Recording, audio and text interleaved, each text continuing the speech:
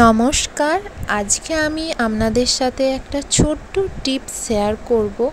এটা হচ্ছে, এখানে আমি চা বানাই আর একটা চা ছাঁকনিটা।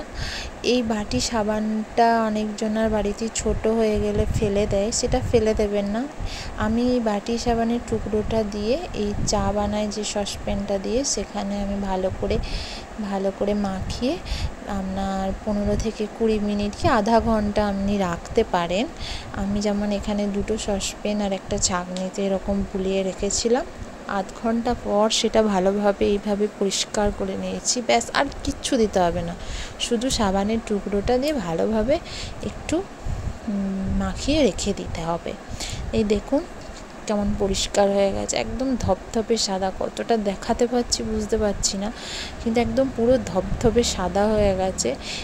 এই ফ্লাস্কটাতে আমরা চা করে রাখি, তাই চায়ের ভেতরটা একদম কষ হয়ে গেছে। সেই চায়ের কষটাকে আমি কিভাবে পরিষ্কার করব, সাবান বুলিয়ে রেখে দিয়েছি। তারপর একটা লাঠির মধ্যে যে স্কচ ব্রাইট বলে, সেটাকে আমি ভালো করে বেঁধে নিয়ে তারপর আমি সেটাকে ভালোভাবে ঘষে নিয়েছি। দেখুন একদম নতুনের মতন ঝকঝক করছে, পুরো আগের মতন হয়ে গেছে।